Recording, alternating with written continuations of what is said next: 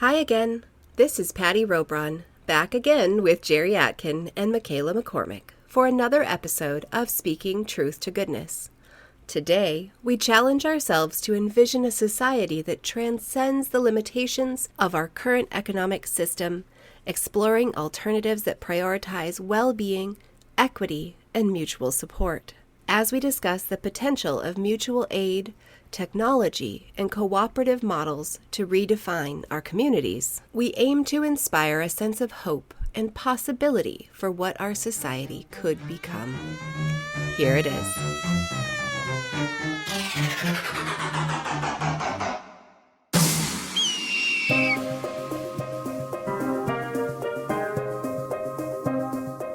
So, how do we recreate that? I have no idea. I have a thought. Oh, good.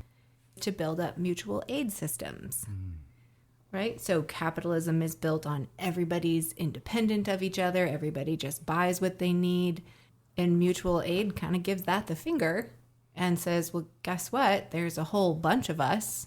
We have enough among us. We have the ability to help each other among us. I mean, that can be something as simple as families that group themselves up for rotating date night. A system's in place where a group of people, maybe 4 couples, trade it around. Well, then every month you get to go out with your sweetie, and every 4th month you're watching a whole gaggle of children for a while. But you do that once, and you get to go out 3 times.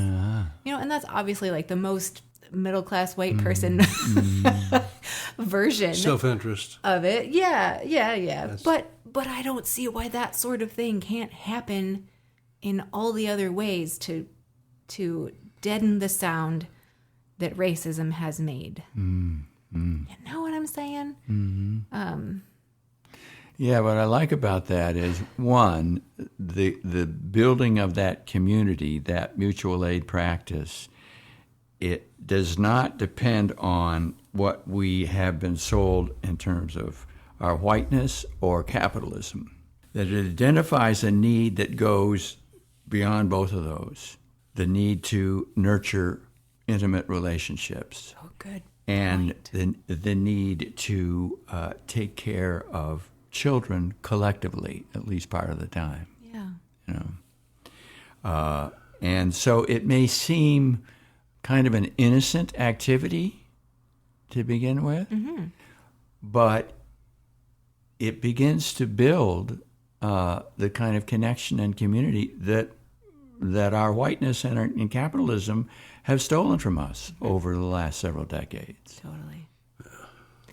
Well, you could even draw a comparison to how the Amish work together. They do a barn raising, right? So that's a mutual aid of its own. The whole community shows up at one family farm, and they'll put a barn up in a weekend. And so somewhere between those things, we could help each other with, clothing repairs and product repairs, or, maybe someone that is pretty good at stopping a leaky sink, right?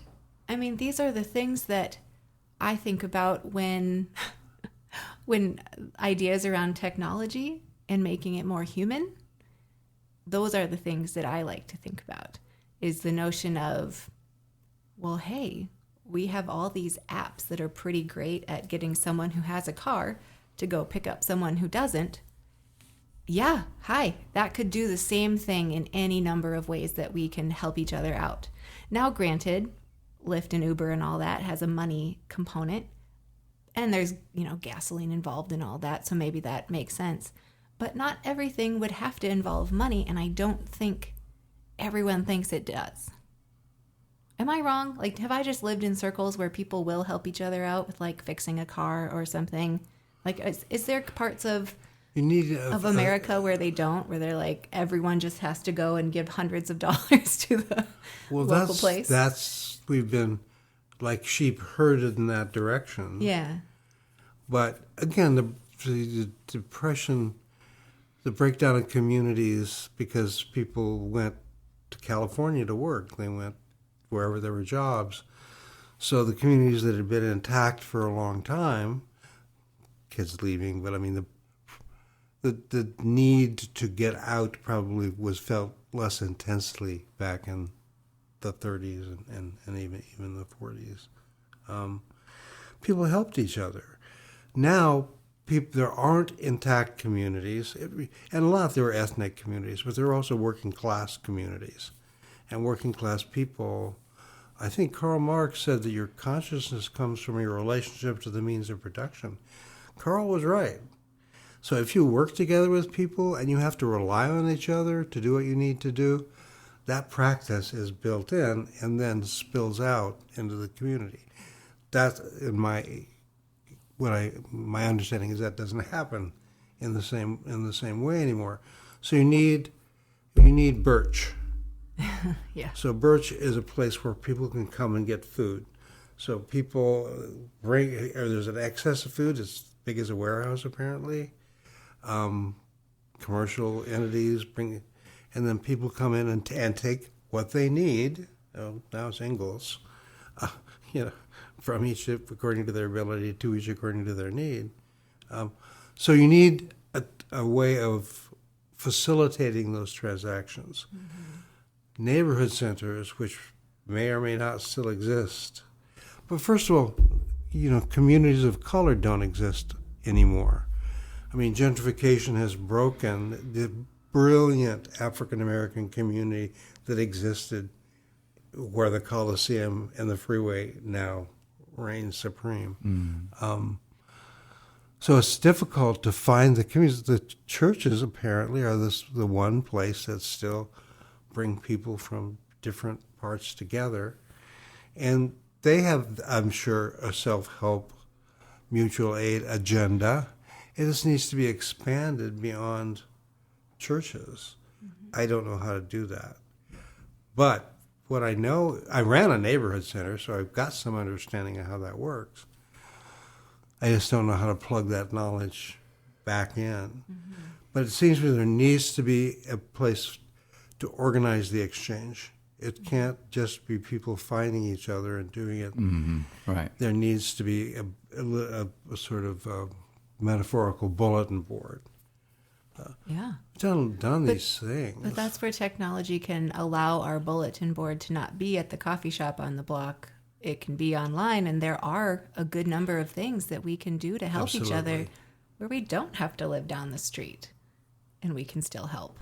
Fine, Patty. Mm-hmm. I know. Your technological superiority for a techno dinosaur. It's my house. I don't have to let you come back. But I will. Always. Uh-huh. I'm still somewhat of a skeptic about how digital technology can build community. And I essentially stopped doing social media 2 or 3 years ago. Yet I know that in very crucial moments in many places around the world, it has been absolutely pivotal to bringing people together. But my concern in what you're suggesting, Patty, is that if the neighborhood center is online, how does that make use of the very personal alchemical connections that happen when we are in each other's presence, which is so necessary for building true community? So I'm going to push back a little bit. I share those feelings to a large extent, but as I have these younger humans that I care for in my life, and I'm more connected in technological things right now, a little bit, I have been trying to watch it and how people use social media for that exact reason that you're saying. Because there was a time, and even somewhat still, I think because of my age, where it didn't really make sense to me. And still, I have had friends who were even just 2 years younger than me, and technologically it makes sense that the transition was that quick, who find that for them, they have built up really deep connections with people, and it's people they've never met. And I know that it seems foreign to me too, to an extent, but but this is what they're telling me, right? That they are sharing that they feel these deep connections with these people. And I think it's because it's like a different layer of relationship building, right? I don't think that the need for a local community will go away, but I think the needs being met for each other by the local community maybe look different than the needs being met for each other through an online community, right? So locally, we're more likely to borrow a cup of sugar or a table saw, give a hug. I mean, obviously the emotional piece is locally dealt with too, but I think what you can find online is potentially find people who have experienced and are healing from similar traumas. You can find people who really dig that band that's super obscure and connect over that. Things like Discord are a place where there's hyper niche communities where they're focused on one particular interest. And so it's this idea where you can, you have the relationships that are the everyday support, but then for some of these more obscure things that bring us our little pieces of joy in our heart, we go to the online communities. For myself, I can't read your face yet, Michaela. I don't know you well enough. You're looking skeptical at me, but that's okay. Maybe you're not feeling it, but I'm receiving skepticism. That's okay. For me, that is Reddit. And on Reddit, I mean, honestly, it's regular people having good advice on Reddit all over the place. But for me, I love to go to the corn snake subreddit because not everyone in my local community wants to hear about as much stuff as I want to share and understand about corn snakes. But let me tell you, those weirdos on the corn snake subreddit, they do. And I love it when everyone shows their snakes and talks about the new thing they got in their snake's enclosure. See, it's silly, but this is a part of being human, Patty has a corn snake. It's 5 feet long and shy when it's shedding. Yes. And is going to build a palace as it grows, a popcorn palace, because that's the name of the corn snake. I just wanted to give you some context for those last unintelligible comments about snakes. If your skin got really tight right before it peeled off, you'd hide too. So you accurately read my skepticism, because I was asking myself as you were talking, how do you build the kind of relationship online in the absence of an in the flesh relationship with someone that you would trust taking care of your children? Good point. Yeah, I mean, that is an interesting question because I don't see that necessarily. But that's where I think the local layer is the piece that fills in. Right? Because I'm not suggesting the local layer goes away. I mean, COVID's not that bad, right? I'm suggesting that the local layers stay for the things that need to be local. And that would be one of them, except there is a website, actually, care.com, I think, where people can go on there and look for nannies, babysitters, etc. And so we've found a way to do it. But also, you're totally right in your skepticism, honestly, because that is kind of a sad commentary on us as people that we just don't even connect with enough people in our community to know someone to be a babysitter. So, yeah, I mean, I don't think that your skepticism is wrong in any way. I think those questions are very worth asking as we try to use this medium of the digital world. I mean, it's not going to go away now. And I think that was maybe where I decided I'm going to look for what can work out of it because it isn't going away. Yeah. You know, and I've found that there are good things. Like there are things I can point to, right? But I would also say the same thing about Amazon.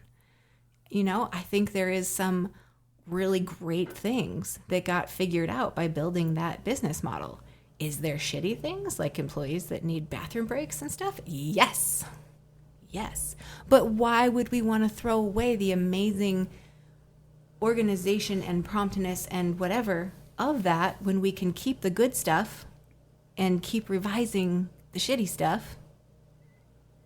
I don't know. This is a new thing for me to think about. To instead of thinking about just blowing it all up and starting over, which is what my original default was. So, this is my new way of trying to see what good is going on, even when it feels like crap. Okay, so here's what strikes me. I hang out enough with your kids to understand it's a new world. How they process information is completely different than how we process information. Everything is quick. Everything is a blurt of information, and then on to the next blurt of information. And they seem to be able to take it all in and sort it out. I can't. Yeah, I'm not yes. sure they can. I mean, with the increased something may be rate left of mental out. illness among young Okay, people. that was the next thing. It's like, so where we have to intervene is the fact that 40% of young people say they have no close friends in the flesh. So what I'm saying, Michaela, is there's a new reality out there that we have to adapt to. We may not like the reality. I'm learning to appreciate it in a certain way. Yes, yes, Rebecca? Where did that come from? Robron? I don't know. Yeah, I don't know. Patty, what?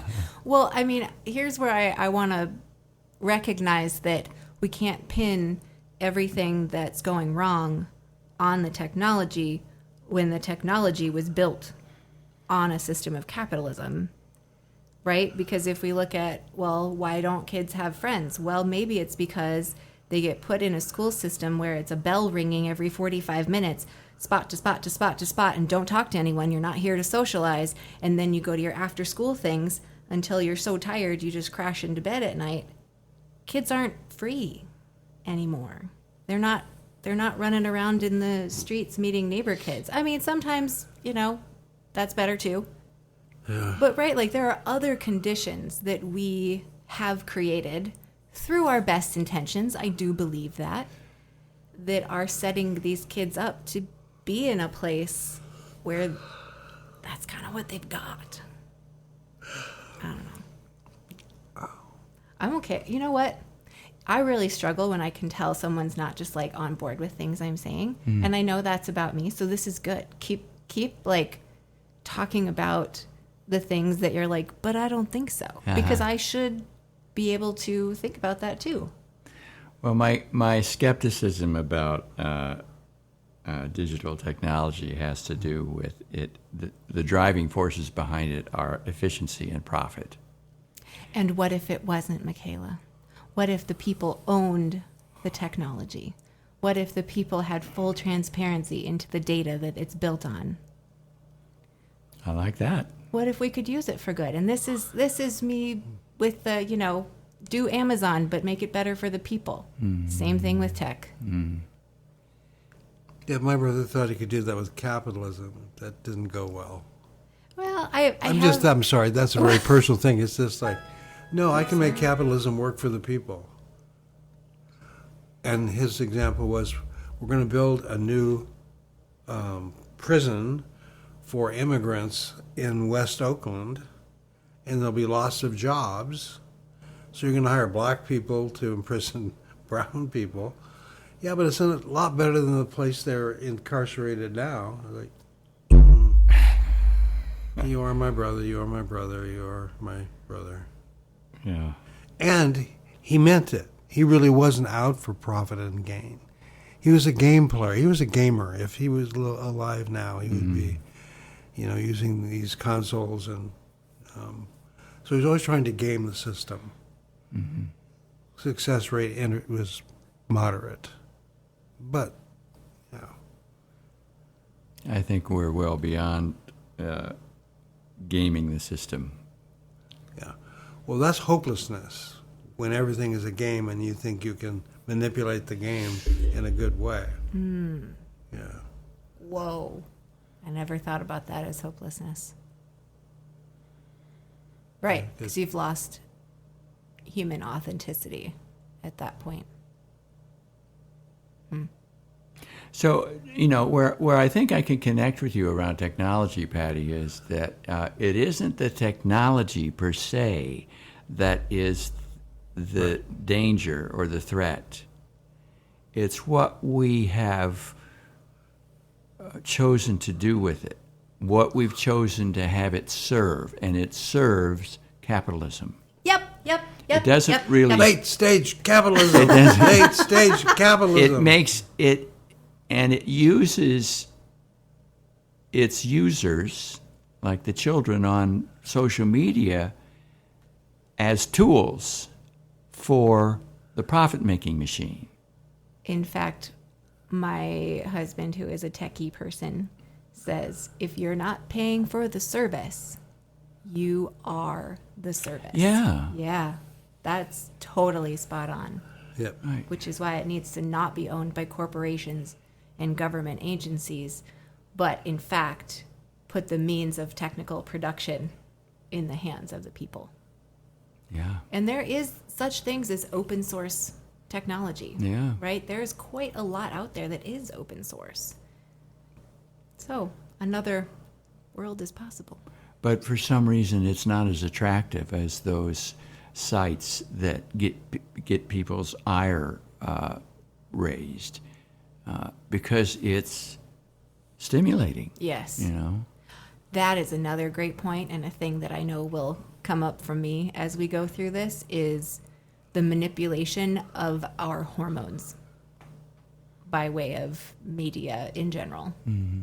And I think it's very well understood how reactive we are and what we trigger on. And it's exploited heavily. Yeah. Another good reason to put it in the hands of the people. I have no idea what that would be, how that would look. I mean, maybe it could start with like a citizens council. Although I guess with how that went for police oversight in Portland, we're not sure how far we'll get. But, Yeah.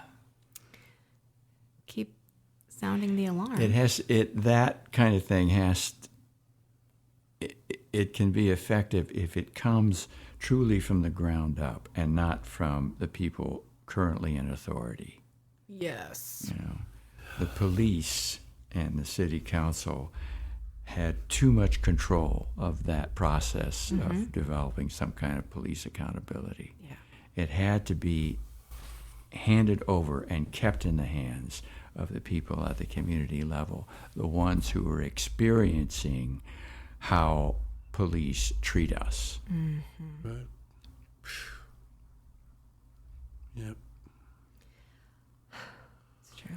Well, and I mean, the tech piece is going to be an interesting path forward because it does, I think it is purported to be all out of our hands where it's all controlled at the cloud level or whatever.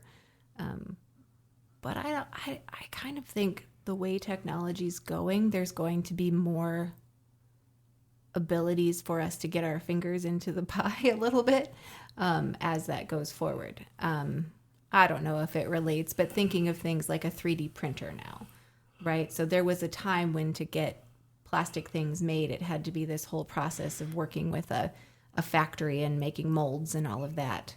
Well, guess what? Now you have a $300 machine in your house that can just do up a little plastic part, and so if that portends anything for other technologies, we may be able to see that these technologies will come to us in household size packages. And it doesn't mean we can for sure make happen what we want to have happen, but it gives me some hope that we may have our hands on the levers a little bit more if we push for it. But even a $300 expense is out of the reach of the most marginalized people. That's an excellent point, which brings up mutual aid again. Because, while we're experiencing the wealth inequality still, it could make sense that a community is built out of people who are across the spectrum of wealth. And then the ones with, that takes some very evolved, wealthy people, I realize, though. Yeah. So, I mean, we haven't quite solved all the world's problems yet today. Darn. And it's almost dark. Why is it almost dark now? Because this is the longest day of the year. Shortest. Shortest. Shortest. You said longest. I'm sorry. Yeah, I meant shortest. You did, and you were right. It is. So are we done? Well, Is this I mean, pancake turned? but I'm proud of us. I feel like today was a good one. Yeah. It's all me just too. talking, right? But like we really found out some stuff because our honing in on that younger generation was kind of big. And also the relationship of white people to BIPOC folks. Yep, that's important. It's so difficult. I mean, I just think people are so indoctrinated that it's like, so Paulo Freire, which I actually knew a little bit, he said ideology is like having cotton wool on your eyes and you're looking at the world through the cotton wool.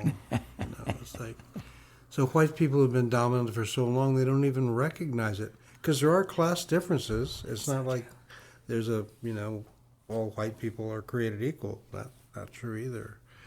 But the ability to do the level of thinking about it that we have done out of our life experiences is extremely difficult, and it would be wrong to assume that people are going to anytime soon have the subtlety, however much for beginners, we still have, compared to the general society, a sophisticated understanding of this dynamic. Yeah. And that's people who've been thinking about it and caring about it for a long time. So for real change to happen, that ability to understand what you don't understand and why that's important is going to be hard to become by completely possible. I don't mean by any means just because it's difficult. I just have a deep faith that it may take a lot of effort, that there's clearly goodness. People are born with goodness. We're born, Sinead O'Connor says, all babies are born singing God's name over and over again, right? I think she might be right. And capitalism is very good at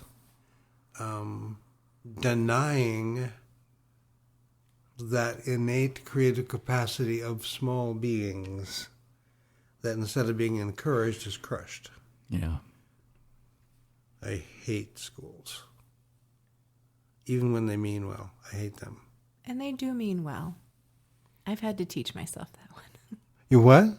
They do mean well. I've had to teach myself that. No, I don't doubt that. But their understanding and their limitation, that's a whole other podcast. I'm not talking anymore. I'm done. It's the capitalism and selling textbooks and testing materials. Oh, please. Sorry. Oh, it is. please. Yeah. So cynical. It's always the industry. Yeah. So Yep. cynical, When it but comes to it's about capitalism, learning. yes. It's about giving kids the best information available. Isn't it funny how they don't teach you how to pay your taxes or how mortgages work? My nose is getting longer as I continue to lie about this. No, and it's like it is tragic because I don't think. I mean, I believe people are inherently good. So I mean that for starters, but I think people in school do mean well, and yet how education has been shaped means that means stay in your lane. Yes, it does. Stay in your lane.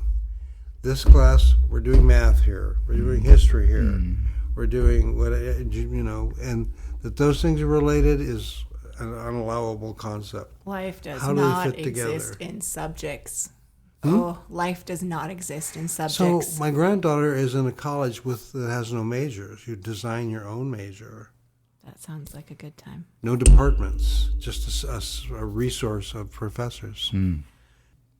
I would like to imagine a world in which we don't have schools, but we have places of creating, places of curiosity, and those places would be more free form, with learned people sharing what they know, with resources available to learn all kinds of things, multi-age, multi-gender, multiracial, everybody coming together. Yeah, it'd be great. Can you imagine? Can you imagine like a group of people who are various ages, races, etc., and they get together and they build a fucking go-kart? Oh, it'd be so cool. Yeah, it'd be so I have cool. dreams. And then they strap old people to the go-karts and send them down the Yeah. Well, I feel inspired, and we did it today. We always are. I mean, we inspire each other. Potentially, I could inspire other people. I don't know. We'll find out. Now I've got to go take all my inspiration and go edit some podcasts so we can put it out and speak to other white people. How about that? Good point. God, what a complicated issue. Race is such a complicated issue. Aren't you just a How little you mad? feel it? I'm a little mad Yeah? at our ancestors. Yeah, you think? Yeah. I mean, they were they were stuck in their time, manipulated. too. I mean, Yep. you go back to the robber barons 100 and some years ago. By that time, capitalism was entrenched in trying to control how people thought, how people behaved, Yeah. what pleasures were accessible. I can see, just like I think alcohol had a negative effect on indigenous communities, absolutely. It did on white communities, too. It also kept them manipulable. I made up a word and put 2 extra syllables. We've been manipulated. Yep. And as marketing has gotten more scientific, we're manipulated in subtle ways that people don't recognize, and then suddenly, it's just, capitalism is evil. Were you aware of that? It's just evil. God, it's like somebody had a terrible idea, it took a hold, and it was like, nah.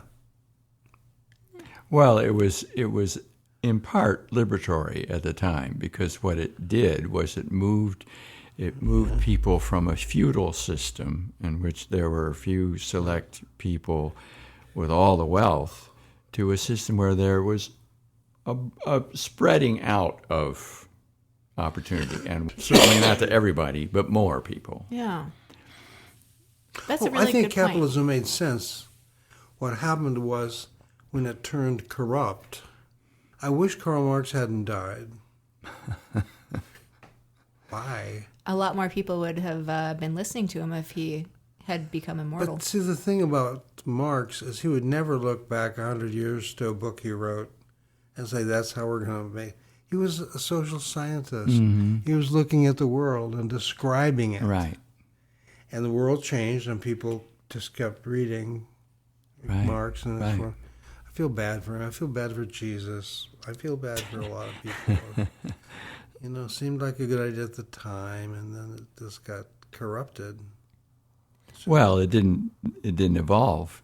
People sort of said, well, this is what he said, and we can't go beyond that if we want to try to follow his model.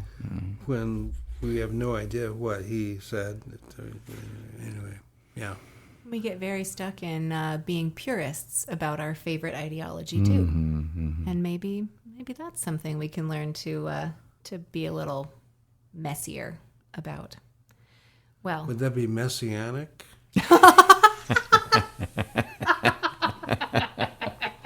Is that what that word means? no way. That's what that word means. Be more messy. Yes, I'm sure that's what it means, Jerry. Thanks for being here. Thanks for listening. As we wrap up this week's session, it feels like we've only scratched the surface of what's possible when we come together to reimagine and reshape our society. Jerry, Michaela, and I are grateful for the opportunity to explore these ideas with you, our listeners, and we're invigorated by the potential for collective action to create lasting change. As we move forward, let's keep these discussions alive in our communities, workplaces, and networks Let's commit to being agents of change, embodying the principles of care, cooperation, and mutual aid in all we do. Feel free to leave comments on Spotify, and please look for us on Instagram. I'm Patty Robron, and my co-hosts have been Michaela McCormick and Jerry Atkin. Until next time, keep speaking truth to goodness, because goodness is all around.